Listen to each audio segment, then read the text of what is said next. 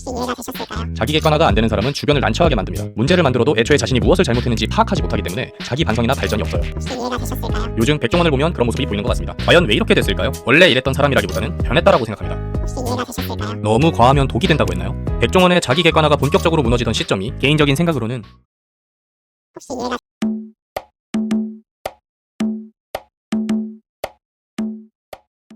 반갑습니다. 무지입니다. 오늘은 자기 객관화에 대해 이야기 나눠보고 싶어요. 자기 객관화는 제3자의 입장에서 자신을 바라보고 이해하는 것입니다. 메타인지와 비슷하지만 다른 의미인데, 메타인지는 자기 객관화를 위한 수단으로 생각하면 쉬울 것 같아요. 예를 들어 회의 중 파트너의 말이 이해가 잘 되지 않는 상황이라고 합시다. 상대방 말이 어려운 건가? 내가 이 분야에 무지한 건가? 어떻게 하면 이해할 수 있을까는 메타인지고요. 메타인지를 바탕으로 이래서 이해가 안 됐네, 내가 부족한 거였으니 다음엔 준비를 더 잘해야겠다는 자기 객관화의 영역입니다. 이해, 학습, 해결에는 메타인지가, 성찰, 평가, 발전에는 자기 객관화가 적용됩니다. 혹시 이해가 되셨을까요? 자기 객관화가 안 되는 사람은 주변을 난처하게 만듭니다. 문제를 만들어도 애초에 자신이 무엇을 잘못했는지 파악하지 못하기 때문에 자기 반성이나 발전이 없어요. 시간이 지날수록 주변 사람들과 점점 멀어지거나 욕을 먹기도 하는데, 사람에 따라 자신을 다시 돌아보며 반성하는 이도 있지만 그렇지 못한 경우가 많죠. 선천적으로 자기 객관화가 안 되는 사람은 인생 난이도 헬로 평생을 살아가도록 그냥 두면 되는데, 후천적인 경우가 오히려 더 큰 문제라 생각합니다. 안 그랬던 사람이 갑자기 변해서 자신의 말이 무조건 옳고 당신 말은 틀렸다며 가르치려 들거나 본인이 우월한 존재인 듯 무시하는 듯한 모습을 보인다고 생각해보세요. 요즘 백종원을 보면 그런 모습이 보이는 것 같습니다. 백종원을 정말 좋아했는데 그래서 현 사태가 너무 안타까워요. 백종원 관련 이슈가 본격화된 건 2024년 연돈 볼가츠 사태가 시작이었는데요. 백햄 사건에서의 대응 태도 논란이 쏘아올린 불씨가 본격적인 화근이 되어 사과당, 프랜차이즈 관리 부실, 밀키트 원산지, 제주 감귤 맥주, 농약통 사과주스 살포, 엔진오일 드럼통, 골목 식당 내로남불 등 거의 매일같이 새로운 내용으로 논란이 끊이질 않고 있습니다. 과연 이 논란들이 하루아침에 생긴 걸까요?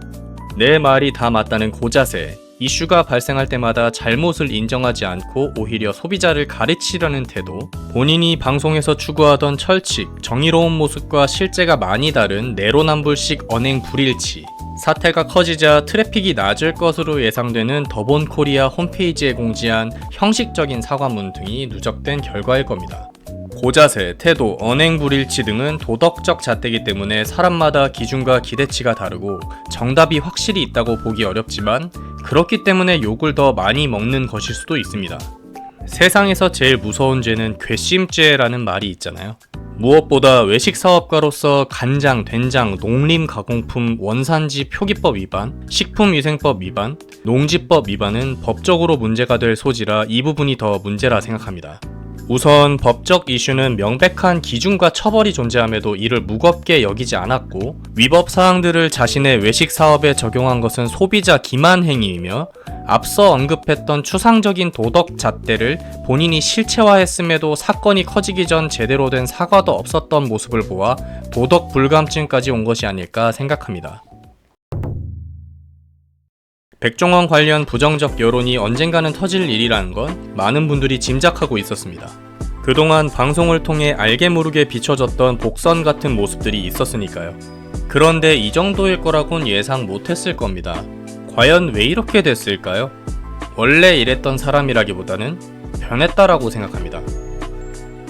백종원이 본격적으로 유명세를 탔던 건 마리텔이었죠. 요리를 하면서도 채팅창을 하나하나 챙겨보며 시청자와 계속 소통하는 모습이 신선했고, 충청도 사투리와 특유의 너스레에서 오는 푸근하고 재밌는 이미지까지 더해져 순식간에 극호감 캐릭터가 되었습니다. 특히 그는 시청자들이 채팅창으로 괴롭히면 타격감이 너무 좋았던 순박한 충청도 아저씨로 탱커에 가까운 느낌이었어요. 채팅창 눈치 계속 보는 모습도 뭔가 귀여웠고요. 그리고 방송 초창기부터 본인은 셰프가 아니라고 꾸준히 언급하며 자기 객관화가 잘 된 모습도 보여줬죠. 이후 사업가 방송 2마리 토끼를 잡았고, 2018년 국정감사 때는 국회의원들을 상대로 소신 발언을 하여 가르침을 준 무적 이미지까지 얻었는데 이때 백종원에 대한 신뢰와 여론은 거의 하늘을 찔렀습니다. 너무 과하면 독이 된다고 했나요? 백종원의 자기 객관화가 본격적으로 무너지던 시점이 국정감사 시기쯤이었다고 생각합니다. 물론 국정감사 이전에도 그런 모습이 있었지만 사업가라면 그런 마인드는 있어야지라고 생각할 수준이었는데 국정감사 이후에는 그의 방송 태도에서 내 말이 옳으니 당신은 내 말을 들어야 해 라는 느낌을 받기 시작했습니다. 현재 논란이 되는 내용 중 골목식당 내로남불 관련 발언들이 많은데 이런 발언들이 등장하는 에피소드들의 대부분이 국정감사 이후 방송에서 일어났습니다. 당시 그에 대한 긍정 여론이 하늘을 찔렀기에 솔루션을 받는 식당 주인들이 빌런이라 욕을 먹는 경우가 대부분이었죠. 백종원 말을 안 듣는다고요. 이후 기고만장하여 점점 오만해 보이는 모습까지 보였고 연돈 볼카치 사태와 백햄 사건 때 보였던 그의 대처는 본인 말이 옳다는 느낌을 넘어서 역으로 가르치려 드는 모습, 여론은 내 편이니 무서울 게 없다는 느낌까지 받았습니다. 백종원이 방송에서 보였던 정의롭고 선한 모습은 모두 거짓이었을까요? 마음만은 진심이었다고 생각합니다. 지금도 마찬가지일 거라 생각해요. 영화 실미도에서 박중사는 병사들을 위하여 강압적인 조중사와 맞서는 선한 간부였으나 막판에는 자신이 살기 위해 병사들의 통수를 치는 악한 모습으로 돌변합니다. 그러나 이것이 그의 본성인지 아니면 상황이 그를 악인으로 몰았는지는 알 수 없습니다. 확실한 건 병사들을 진심으로 위했던 사람은 조중사였죠. 지금 여론은 백종원을 박중사로 만들고 있지만 초반엔 분명 조중사의 모습도 있었습니다. 투박하지만 외식산업에 대한 마음은 진심이었는데 그 마음까지 지금 변하고 있는 건 아닌지 염려되는데요. 지금까지 방송과 사업, 두 마리 토끼를 모두 잡으며 승승장구해온 백종원 대표님, 이제 두 마리 중 하나는 놓아줄 때인 것 같습니다. 그러다 두 마리 모두 놓칩니다. 여전한 당신의 팬으로서 간곡히 부탁드립니다. 민심과 회사가 안정화될 때까지 사업에만 집중하세요. 이제는 상장 기업을 이끄는 대표로서 그동안 본인의 이미지였던 장사꾼 타이틀을 버리고 상장 이전 미숙했던 부분들을 모두 보완하고 더욱 강화하여 상장 기업 대표로 도약할 때입니다. 그럴 능력이 있는 사람이니까요. 이번 주주총회에서 주주들에게 공식 사과를 했지만 여론은 여전히 안 좋은 것 같습니다.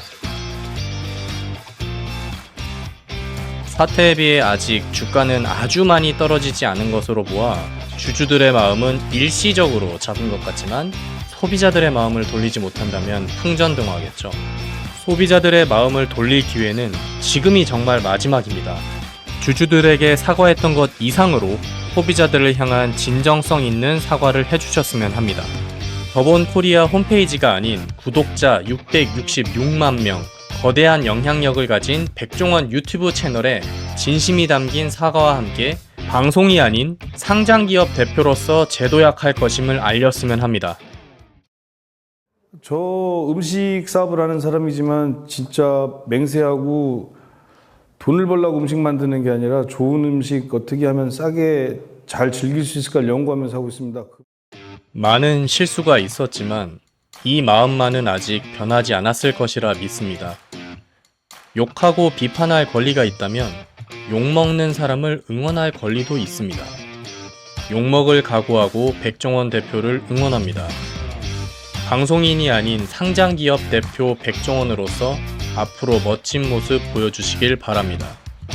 오늘도 무지의 이야기 들어주셔서 정말 감사드리고요. 무지의 이야기가 즐거우셨다면 구독, 좋아요, 알림 설정 부탁드려요. 여러분, 오늘도 무지해봐요.